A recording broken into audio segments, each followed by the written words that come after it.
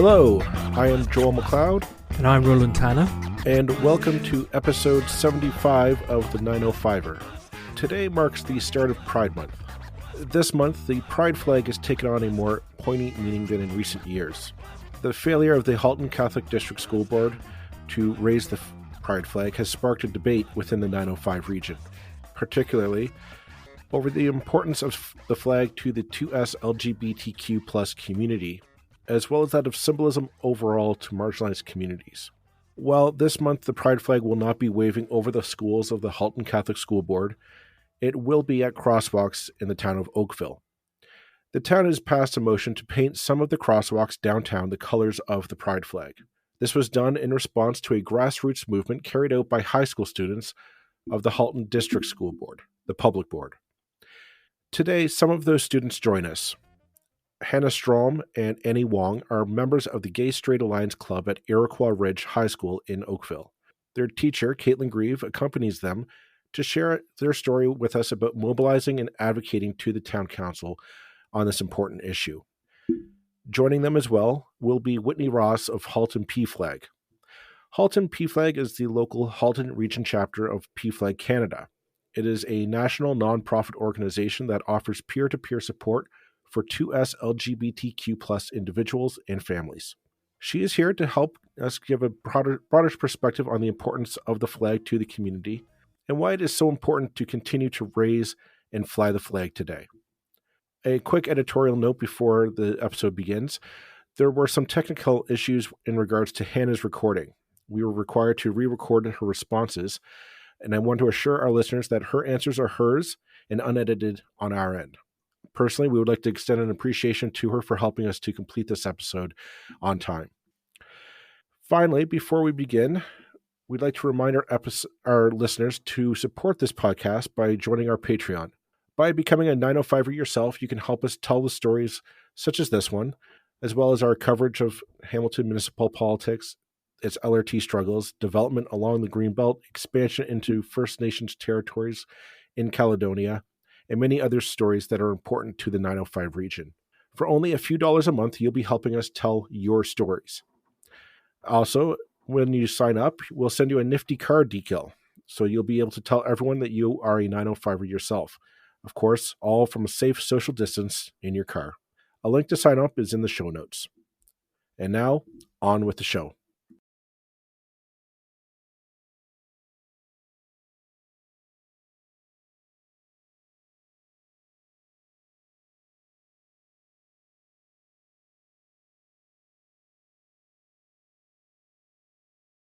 I would like to thank, this is probably a record for our episode, our podcast, but I'd like to thank Hannah, Whitney, Caitlin, and Annie as well, for joining us today to talk about the Pride flag in Halton region. And it's become surprisingly quite an issue for some strange reason here in the region, but that's what we're going to talk about. So I'm going to start us off by asking Annie or Hannah, or maybe even Caitlin, if you want to maybe start us off by talking about your experience in approaching the town of Oakville to petition to have sidewalks painted the Pride flag colors, because that's an impressive feat for a couple of high school students to do. So you know what, I'm going to say, Hannah, why don't you start us off by just sharing your experience so far? Experience so far has been great. It's been an amazing opportunity, and the whole progress, the whole entire way has been filled with so much opportunity to connect with the other students from other high schools, because with the crosswalk, it was a lot of getting involved with the community and the students from other high schools who have to get in turn with their representatives, and just learning to be in that community-wide and creating something for a community, which has been great. And it's a great opportunity, especially for high school students like me. So you had to go out and kind of meet with other high schools, other students, student councils, other gay, lesbian alliance clubs. And like, what was the deciding factor to go ahead with this? Starting a project like this, it was a great opportunity for us, because we always do long projects like this during the school year. We do short ones, we do long ones, and this was just an avenue we could go by, and it got us really pumped because I remember when we came back to school after the summer and we were talking about the things we did, I mentioned that we had seen the Rainbow Crosswalk at McMaster before you go into their university, and I brought that back, and I was really excited about it. I just thought, why couldn't we do this in our town as well? And it sort of got the ball rolling because it was really a figure of what we could do, and we knew that it was possible, and we just went forward with it. And we did this project because why not? Why couldn't we do this? So we decided to. And Annie, I'm going to ask you to jump in here. What was it? What was the experience like going to town council? Kind of talk to them and say, "This is what we want to do." Like, what was the reaction, and what was the sense that you had?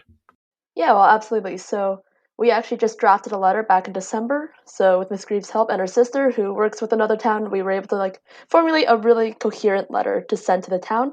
So what we did is that we actually just sent it to our town, our ward counselor, and we got her to look over it. We also encouraged other GSAs to message their ward counselors as well.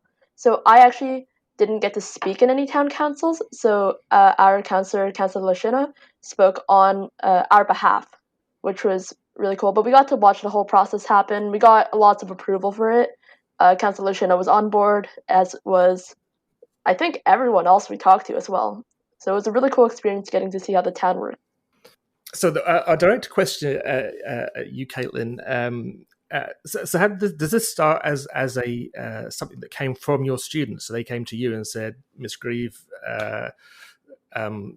this we're seeing this elsewhere, and we'd like to do this." Was there any concern on your part about how, say, the school or the board would view this kind of thing, or was it just, yeah, this is awesome, let's do it? So it was definitely the students who brought it to my attention. I actually don't live in Oakville. I work in Oakville, but I live in Hamilton. And much like what Hannah shared, I was kind of shocked. I totally agreed. I was like, it's the year 2021. How do we not have at least one Rainbow Crosswalk in the town of Oakville? To be honest, no, I wasn't concerned that there would be any negative feedback or any concerns from our board. Our board has been doing a great job this year at really pushing equity work forward, whether it is for the 2S LGBTQ community, or we've been doing a lot of work recently on how to deal with harmful and discriminatory language, whether it's homophobic or racist or anything else that's not so nice. So no, I think we just took the idea and ran with it, and we saw a lot of positive support coming at us from all angles. So what's the status of the project now? Has the town of Oakville kind of said, yeah, this is awesome, we're going to do this, or is it still in a kind of process of being discussed? And I should know this because I live closer to Oakville than you do, but... So I think I'll let Annie take this question. Yeah, so we got the go-ahead back in, I want to say April. Yeah, so it's been in the works for a while now, and they're going ahead with it. And the amazing thing is we actually got approved for 3 Rainbow Crosswalks, so they're at 3 pretty major intersections, which is really cool. And I believe they're currently set to be unveiled June 19th, that weekend. That's when they're planning to be unveiled. But yeah, Miss Grieve. Awesome. That's fantastic. And it's great that we got to also be a part of the process of determining the design for the Pride flag, because we wanted to make sure that the design that was sort of chosen upon was very inclusive. So I'm not sure if you're familiar with the Progress Pride flag, but recently, I think it was in 2018, there is an individual by the name of Daniel Quasar who designed this Progress Pride flag, and essentially there are some extra colors on the flag to represent people of color, and also the colors of the trans flag. So we thought it was very important to include sort of as many identities as possible in the chosen design of the flag. So, Whitney, I'd like to bring you into the conversation now, because I mean this is 21st century. We're at 2021. What is, can we maybe like enlighten some of our listeners who are not members of the LGBTQ plus community? What is the symbolism behind the Pride flag? and maybe just kind of bring us all up to speed with the importance of this symbol to the LGBTQ community. Yeah, thanks for that, Joel. Well, I always just like to say, like, the pride flag is the ubiquitous symbol for our community. If I was to ask you, close your eyes, think of one thing, one symbol about the 2S LGBTQ plus community, you're thinking of some version of the rainbow pride flag, whether it's the progress flag or the old school sort of rainbow flag, right? It's universal, and it's also an international symbol. And it's been around for 40 plus years. And I think for our community, especially right now in Halton, it represents pride because we've always been meant to feel ashamed, right? It's also sort of an acknowledgement of the struggle that we continue to fight, right? So it's contemporary and historical. We're talking about the historical fight for our rights, and it acknowledges all the activists and advocates who have fought for what we currently have, but it's also acknowledgement of the continuing fight. I always like to say it's a symbol of our struggle. And I think also for members of our community, I always like to liken it to like the bat signal. It's like, hey, you're needed here. You're welcome here, right? Because for our community, our acceptance, our existence is not a given in a certain place. So the flag is like this little signal that, hey, you might just be welcome here, right? It doesn't de facto mean you're welcome, but it's a symbol to hopefully symbolize some of the actions of inclusion that we like to see within our community. Hannah, what you have something to add? I just wanted to add that, the pride flag is super important, and it is a symbol of like great like identity and change and all these different things that are really, really important. But the thing is that like you can stick a pride flag anywhere. You can buy it off of Amazon, you can stick it on the wall, you can put it on a poster, you can put it anywhere.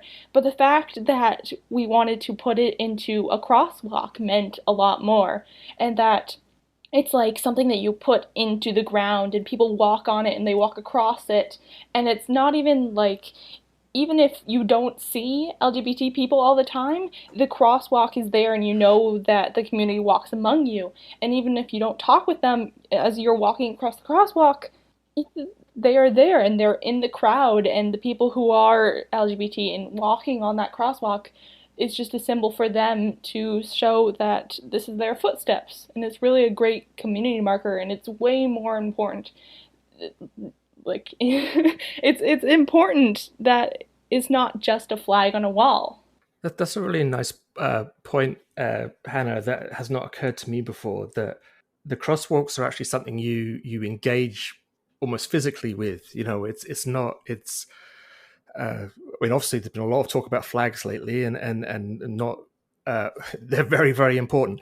But that's just I think that's a great way of describing it. That you it changes your someone like me, say, it changes my relationship to the flag because I'm kind of making use of it almost. It's part of the community in a different way. I think that's a really interesting point.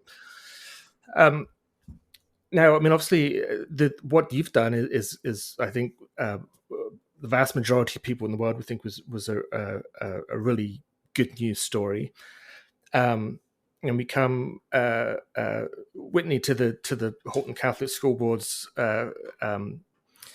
current position, which has been for anybody listening who hasn't been following this story yet, Halton has kind of taken a different tack, shall we say, to many other Catholic school boards in the province on the issue of the pride flag. Perhaps you could just give a summary of kind of your involvement there and how what do you feel about the current situation? Yeah, I would say it's just been, I think it's been very devastating for our community of late within Halton. I think the Halton Catholic District School Board and a lot of the meetings and the conversations that have taken place about flying the pride flag have caused a lot of harm, especially to the 2S LGBT plus students within those schools. I think it's really difficult for them to hear these conversations and hear their leadership speak about their existence as if it's something that could be debated or questioned. And this was, I think for us, like we're, as an organization, Pflag Halton, we're joined forces with lots of other organizations to really support the students, because this was a student-led initiative, right? This was a student delegation by Nick Hotchkiss and other students who have asked for something that the schools did not provide. So for us, we're just trying to continue to amplify the student voices as best as we can as allies to them.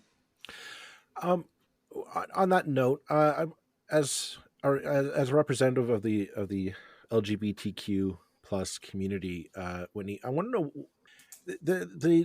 there's been an outpouring of support from parents, teachers, faculty, administrators inside the schools, the Halton Catholic schools themselves. We've seen them organizing, and they're still asking the director of education for the school board to raise the flag and whatnot. I want to know what's your perception of that, and how do you equate that with the board as an institution in Halton? Yeah, I think what we're grappling with here is, it's the institution versus individuals almost, right? And there's this historic institution that has done things in a very certain way, and now people are pushing back against that. And for us, it's amazing, like our community, it's fantastic to see allies coming out. There's a new group that has formed, Halton Parent Ally Group United, I think they're called. We've been in touch with them. So this is a struggle where we're like, we need everybody on board. And we're also feeling very sort of optimistic because I think it's drawn a lot of attention to the larger issues that these students face within the schools. So the flag has been a point of departure for us to now look at some of the human rights violations that we know occurs in these schools against our students. So we're hoping that this sort of activism continues past Pride Month. Now, literally just before I came on air, I was reading Twitter and noticed that one of the Catholic School Board trustees, Vincent Yantomasi, at their meeting yesterday, I'll make sure I get the quote right here, said that there's too much talk of, now let me make sure I get my quotes right, too much focus on human rights. That's a kind of a strange statement, isn't it? I mean, can you have too much focus on human rights? Again, Whitney, let's start with you. I'll maybe ask Hannah and Annie the same question. Yeah, I think there's a paradox there. I don't think there can ever be too much focus on human rights. And I think the context of that quote was in relation to hiring practices, which is even more alarming too, right? Because this has to do with the people that they're bringing in to the schools to teach our students. Wow. I want to throw it back to Hannah and Annie. When you see the flag flying over your schools, and you see it flying over institutions that you're walking into, what, as a young person, what are you taking away from that? What's going through your minds when you see that happening? I'm not the most eloquent person, so I don't know how to express it that well, but it really does just make me happy, It's just such a small thing that, institutions are doing. Probably didn't even take them that much time, but it shows that, they care, they're willing to reach out, they're willing to display, and it shows that they're on your side. So it just really makes me happy whenever I see one. If I'm driving around Oakville and I see some, I saw an elementary school with it, and it just made me smile because I think, we didn't have that when I was younger. The question that a lot of people come across is that you see the pride flag is just a token symbol. It's something that let's quite say it's virtue signaling, right? It's a waste of time. It doesn't, we have same-sex marriage in this country. It's legal. The job's done. Move on. And why is it still so important to see this symbol waved over public institutions in the year 2021? Hannah, go ahead. I'm going to do you one better. I don't know if any of you have been in Toronto lately, but the last time I went there, it was the first time I'd gone in Toronto since I learned to read, so I knew what things were going on. But I also noticed that if you go to where there's a lot of shops, you will see a little sticker in the window that has a pride flag on it, and it's sort of a symbol of you are welcome in this establishment. And me seeing that, it was important to me because you look at this and you go, oh, I can go into this building and I'd be welcome and I can be who I am. It sucks that we have to specify that, especially in a lot of buildings. You would think that since so many buildings have the sticker, it would mean that you don't have to, that all the other ones would agree. And to see the symbol is a great thing of inclusivity, and to show that I am welcome and the LGBT community is welcome. It sucks that we have to specify it again, but to show it so explicitly means that you're extending yourself as a safe space towards the LGBT community, and that's amazing, especially in Toronto. And it's good to see. It's a great thing to see, especially in lots of buildings, especially in a lot of buildings for services. It is important. When you walk into your school and you see the pride flag on the flagpole outside your school, do you take that as a token of symbolism, or does it mean something more important to you as a student of your school? As a student, just having the flag go over our building and be in the windows and in the classrooms, to see that flag means that they are including me in the general population. And it's great because as schools are places of education, and they raise that flag to show that education can be extended towards these communities and they are welcome to learn at these communities. It's extremely important to specify. And again, it sucks that we have to specify, but to raise that flag and show it to a lot of students means that you're including them and you are teaching about it, and it's something important. Caitlin, what do you have to say? And I was just going to add that another initiative we sort of took on in our school this year, we would have done it again in the month of June if we were physically at school, so maybe if we go back, is that there are actually many, many, many different types of pride flags for different orientations and identities.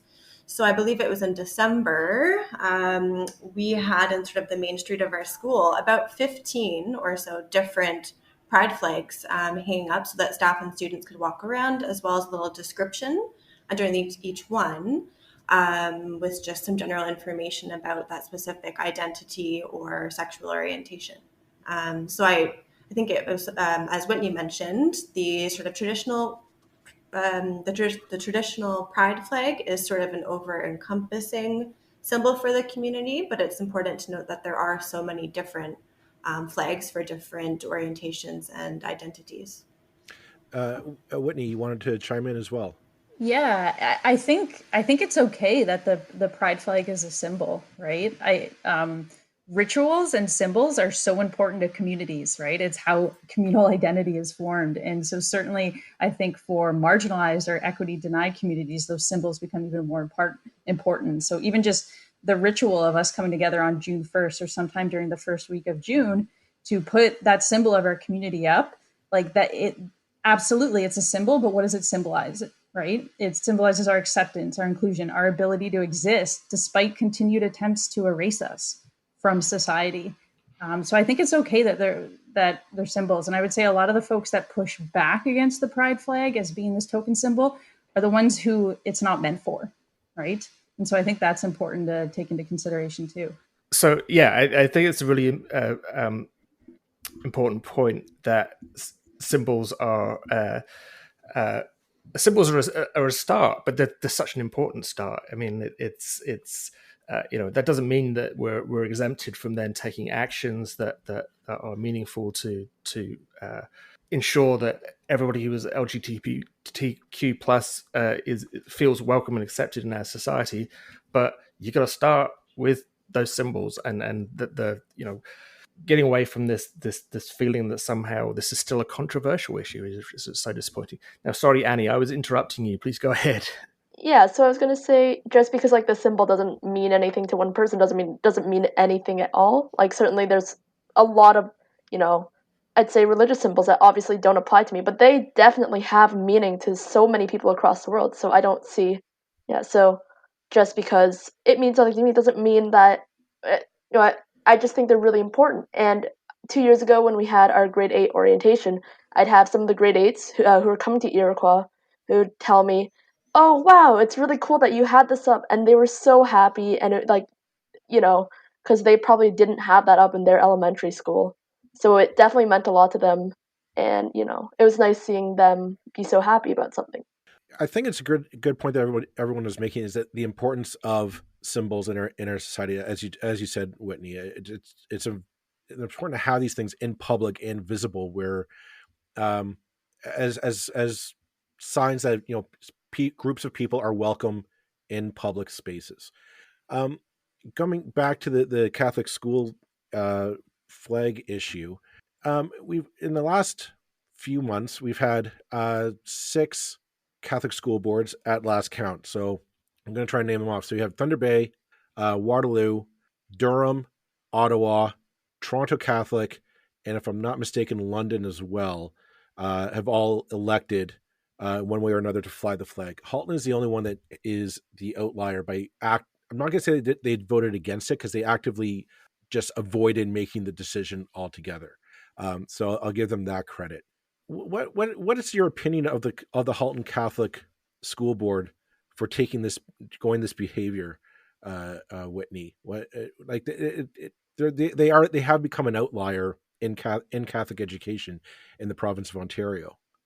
Yeah, I would say I don't think they're doing themselves any favors right now. I think their lack of inaction, because we'll give them credit. They didn't necessarily vote on it. They just struck down the whole motion, so they didn't have to vote on it. But their inaction has brought national attention to the school board. And now we're hearing conversations about not only just fly the flag, but defund the Ontario Catholic School Board as a result of their mistreatment of this community. And so I think they've been put under a national spotlight, and certainly a provincial spotlight, that they probably didn't want to be.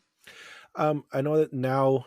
I know this because I'm not a member, but my child does go to the Catholic School Board system, so I get the emails from the staff. So they're going forward with like a Rainbow Day. They're going forward with equity workshops for senior staff and leadership in the board. Is this enough for them to do in lieu of waving the flag at the schools? Right now, I would say no. We're certainly cautiously optimistic and very skeptical about what the training is going to look like. Even the Pride, what their version of Pride is not what our version of Pride would look like in a public school, right? They don't really mention our community at all in a lot of the releases. Like, we've had numerous school boards, schools and teachers leak those emails to our organization. And like, I don't know what Rainbow Day is. That doesn't mean anything to my community. So you know what I mean? Like, they're kind of deciding what works best for another community. And that is what's frustrating for us, because the crux of the motion asked for this very visible symbol of allyship, and they failed to provide us that. On that note, Caitlin, I want to ask you a question, because you're in the public board. Do you guys go through like an equity training, LGBTQ rights awareness seminars or anything of that nature, as a professional in the public board? Yep. So this year, the equity sort of instructional program leads at our school have been doing, I think, a great job at providing various sort of workshops or sessions that teachers can attend.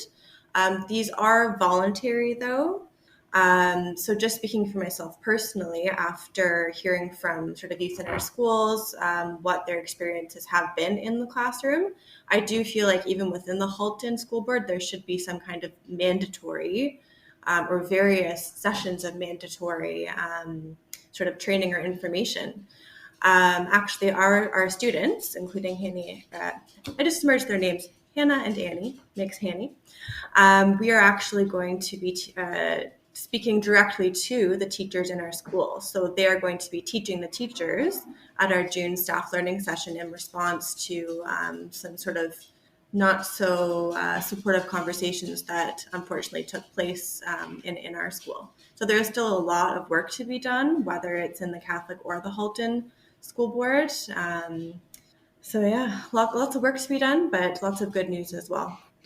And Caitlin, is I mean, I obviously don't want to get you ask you to divulge anything you can't professionally, but I mean, do you feel that there is still a level of resistance, either amongst staff or among students, to issues like the pride flag and LGBTQ issues, or is it pretty much accepted by the students? Maybe some of the adults are more resistant, or how do you think that goes?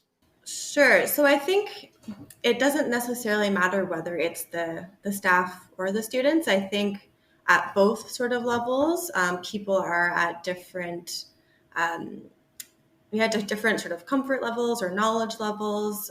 Definitely, of course, we have a large part of our student body who is very supportive and a lot of great allies, but we unfortunately have had to deal with a lot of discriminatory and harmful language this year, especially given the fact that we've moved to all sort of virtual and online.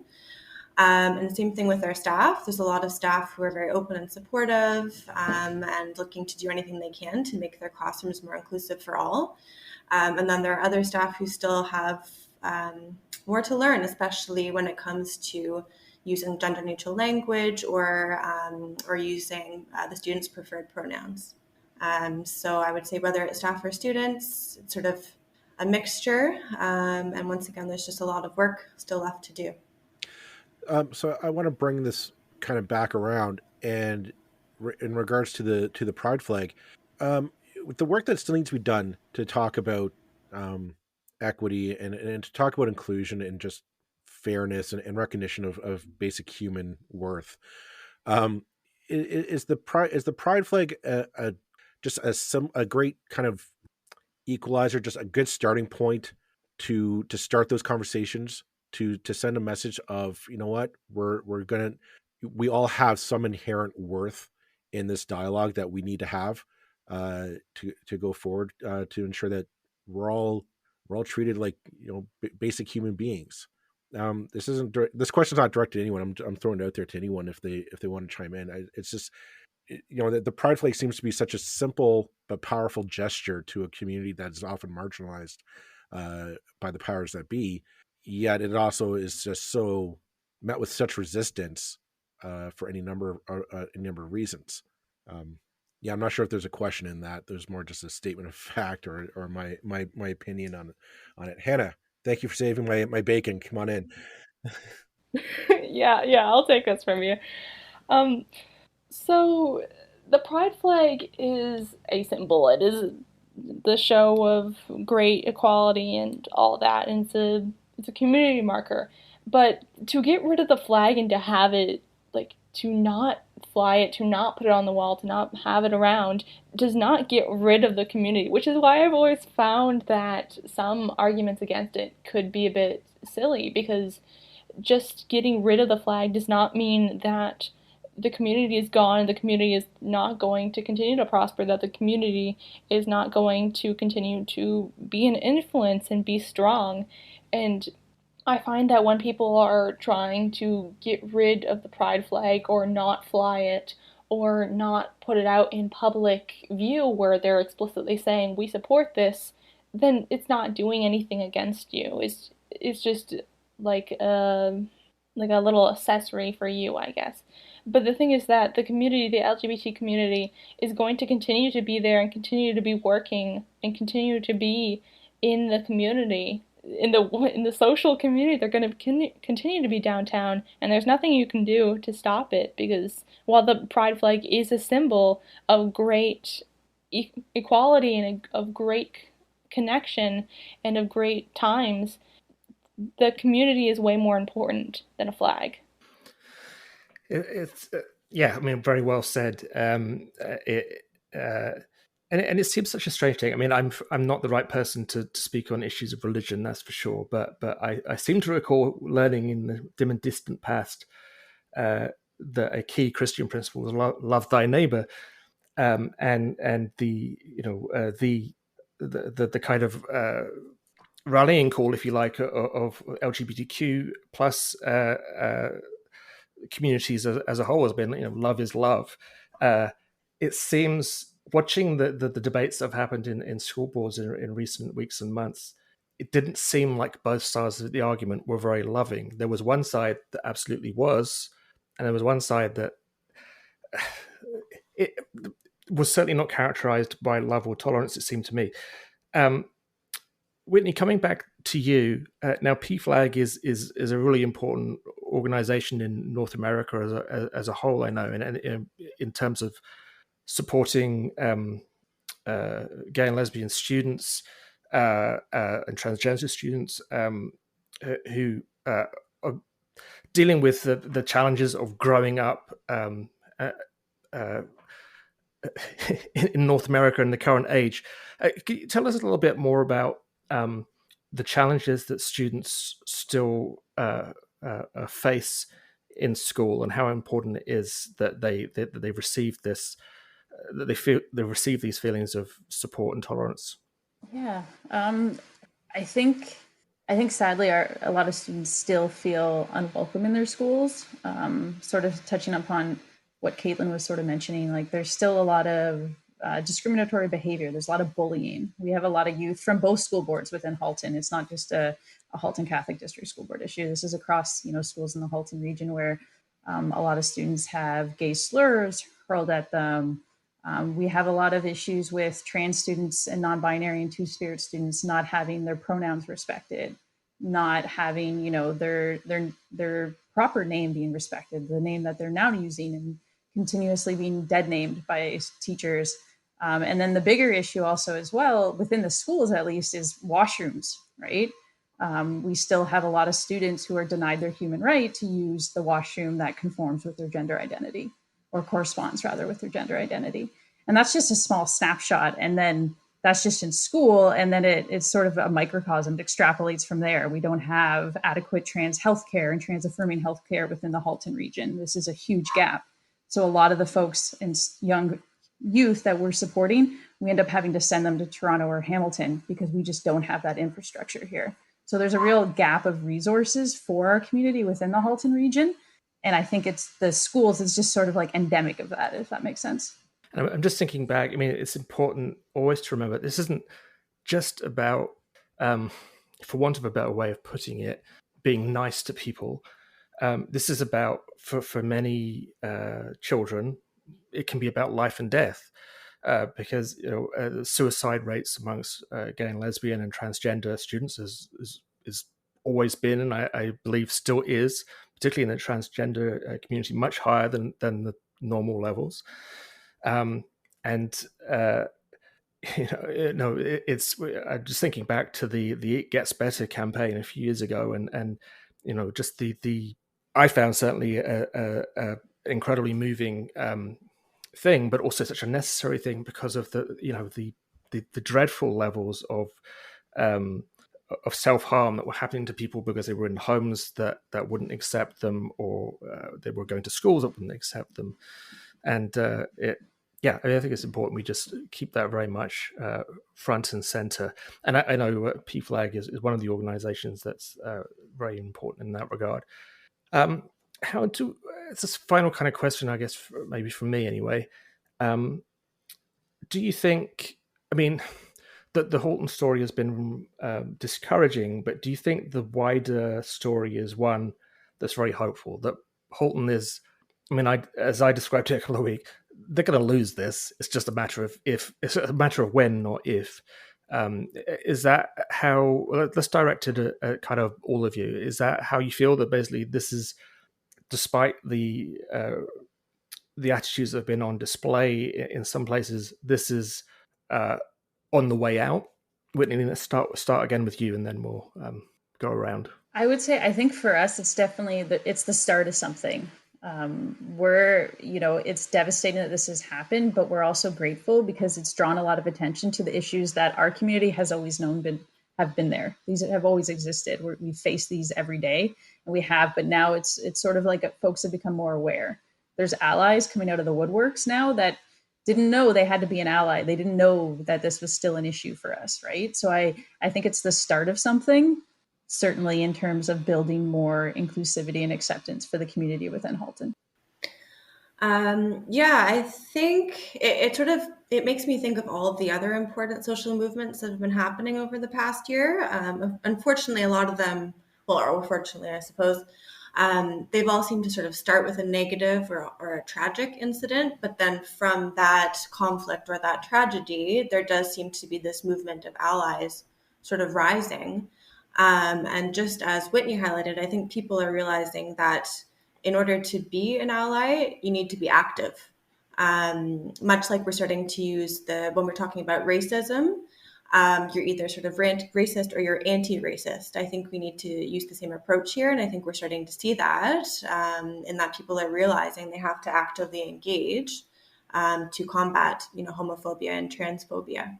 Hannah, what are your thoughts? I feel like you're trying to end this on a high note, but... Oh, yeah, please do, yeah. Yeah, so I think that it is inevitable that things get better. For the LGBT community, things will get better with time, as all things do.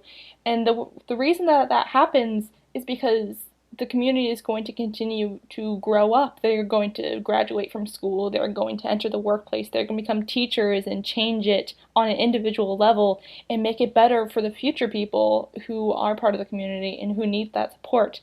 And it is inevitable that the change will come and the support will come to those who need it. It may take a while, it may take a short time, but the battles that people are going through right now, even though to some people they can seem small and to some people they seem like world-ending catastrophes, the fact is that it is inevitable that it gets better because people will enter places and grow up and make great change as they get older, and things will get better just because you're growing up and you know that there are things that you want to change. And as adults and as people who get more experience, they will be able to make those change for the better. Yeah, so what they said, it's really sad that it always has to start with a tragic event, but this is definitely not something that's new. Like, sometimes I hear people online going like, oh, this is all a new thing, these new kids, new problems, but these issues have been happening for, I'd say, hundreds of years now, and it's only like now that people are realizing, recognizing, seeing it get better.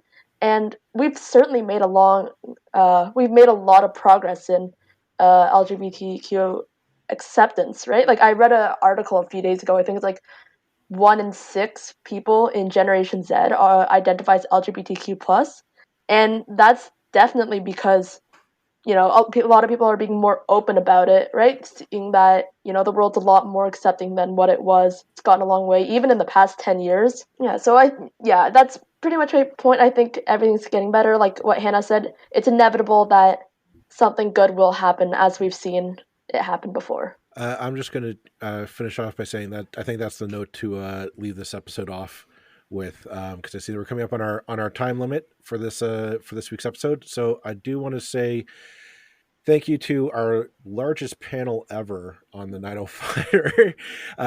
But thank you to Hannah and Annie for for stepping up to the plate and petitioning to make your community a better place. It's good to see young people doing that. Thank you to Caitlin for being a great teacher, because obviously you had a hand in that. And thank you to Whitney Ross from Pflag Halton for coming on and sharing her advocacy with us. Thank you all. This will be airing on June 1st, so start of Pride Month, and we wish all of you a happy Pride Month, and to all of our listeners, regardless of your background, a happy Pride. Take care, everyone, and we'll see you next week.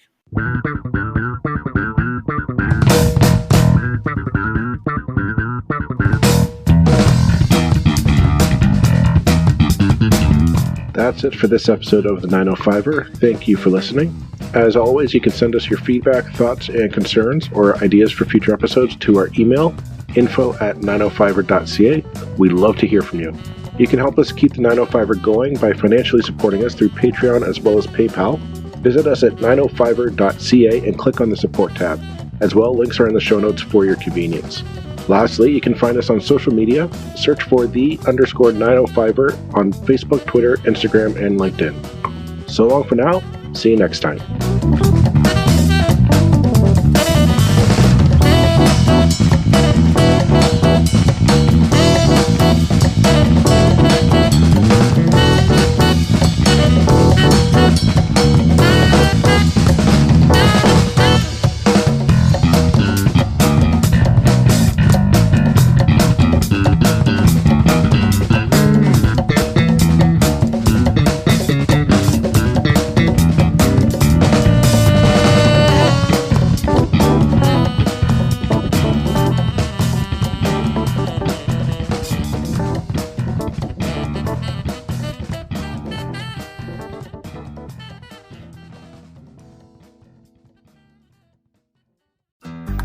looking to make the most out of this life and optimize your personal wellness? Then check out the Natural Man Podcast. Join me, host Mike C., as we explore all areas of human wellness, physical, mental, and emotional. Learn strategies to optimize your own well-being and be in the driver's seat of your own health. Remember, your doctor works for you. Learn biohacks, neurohacks, ways to improve sleep, and ways to optimize your body and your mind. Check us out on Apple, Spotify, the Fountain app, and at naturalmanpodcast.com.